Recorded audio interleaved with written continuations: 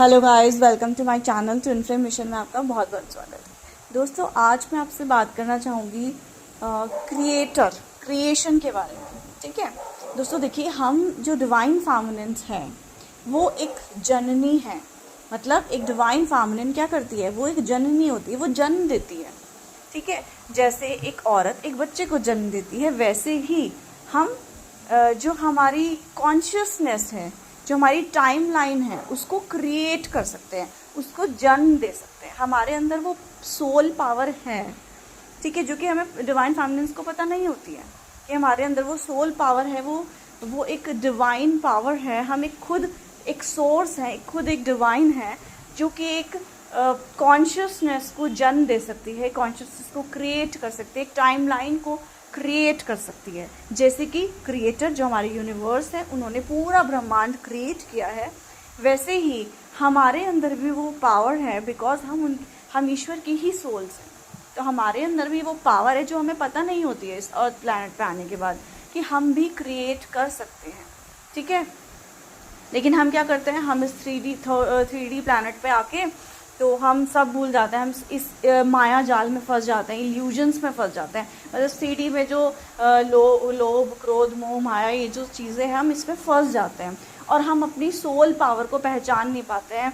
लेकिन जब गॉड हमारी अवेकनिंग कराता है, तब डिवाइन फेमिनिन को पता चलता है कि हाँ, हम एक सोल हैं। तब हमारी सोल वो जागती है और उन्हें पता चलता है कि हमारे पास क्या पावर है सोल की, जिससे हम एक न्यू अर्थ क्रिएट कर सकते हैं, अपना यूनियन क्रिएट कर सकते हैं और अबंडेंस, कुछ भी मतलब हम क्रिएट कर सकते हैं। ठीक है, अपनी कॉन्शियसनेस को रेज करके, अपनी सोल पावर से, सोल एनर्जी से, है ना।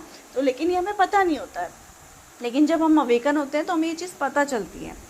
तो डिवाइन फेमिनिन्स को अगर ये पता चल भी जाता है ना, फिर भी वो क्या करती है, कभी कभी वो इस 3D मोह माया में फिर भी फंस जाती है। वो कभी कभी ये गलती कर बैठती है कि ठीक है, उसको ठीक है, अवेयरनेस है, नॉलेज है कि मतलब हमारी सोल पावर है, हम टाइमलाइन क्रिएट कर सकते हैं, एक न्यू अर्थ की, एक यूनियन की, सब कुछ क्रिएट कर सकते हैं।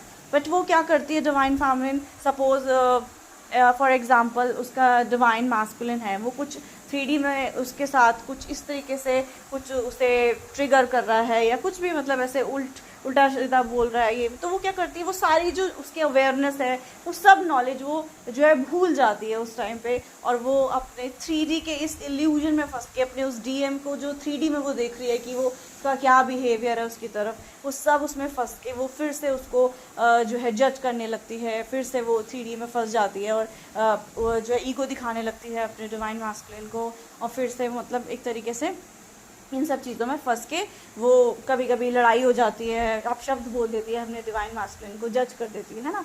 तो दोस्तों, आपको ये ध्यान रखना है, चाहे आपका डिवाइन मास्कुलिन हो, चाहे कोई भी एनी अदर सोल्स, ठीक है, इस अर्थ प्लैनेट पे, अगर कोई आपको इस 3D में ट्रिगर कर रहा है, तो आपको हमेशा ये अवेयरनेस रखनी होगी दोस्तों कि ये 3D इज इल्यूजन।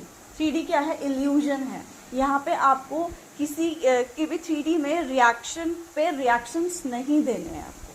ठीक है, आपको ये समझना है कि अगर कोई आपको ट्रिगर कर रहा है, वो सिर्फ आपकी अवेकनिंग में सपोर्ट कर रहा है, खासकर आपका DM या कोई कार्मिक भी हो सकता है जो आपकी अवेकनिंग में आपको सपोर्ट कर रहा हो, आपके जो है एक तरीके से अपग्रेडेशन में, ट्रांसफॉर्मेशन में आपकी हेल्प कर रहा हो, आप, क्योंकि आप इस अर्थ पे लेसन लर्न करने आए हो, आप भी अपना कर्मा क्लियर करने आए हो, और बाकी सोल्स भी इस अर्थ प्लैनेट पे लेसन्स लर्न करने ही आई हैं, अपना कर्मा क्लियर करने ही आई हैं।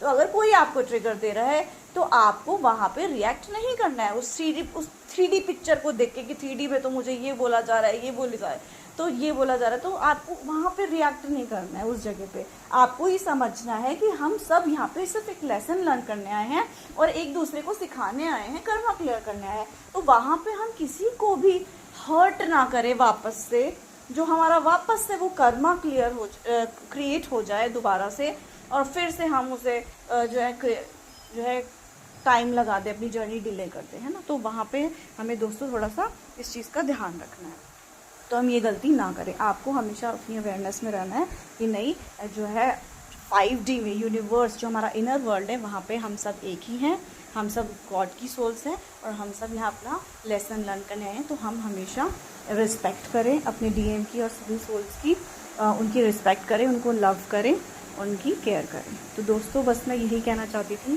कि हमें जो अपना जो टाइम लाइन है वो हमें अपनी क्रिएट करनी है अपने 5D, अपने इनर वर्ल्ड में, जो कि हम अंदर से क्रिएट करते हैं। वो कभी भी 3D में क्रिएट नहीं करते, अंदर से क्रिएट करते हैं।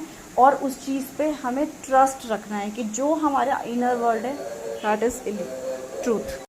हमें अपनी इनर रियलिटी पे हमेशा ट्रस्ट रखना है दोस्तों, ठीक है। बिकॉज 3D में चाहे कुछ भी हो रहा हो, आपको 3D को हमेशा यही समझना है कि वो इल्यूजन है ना।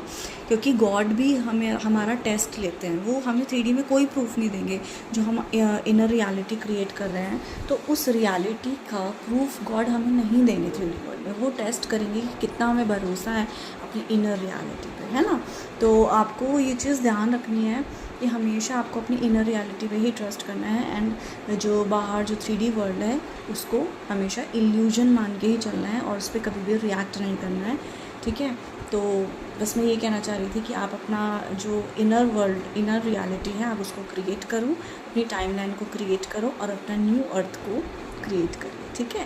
जिसमें हमेशा हैप्पीनेस, लव, पीस, आपका DM के साथ आपका यूनियन, गॉड के साथ यूनियन, ये सब चीज़ें होती हैं, ठीक है दोस्तों।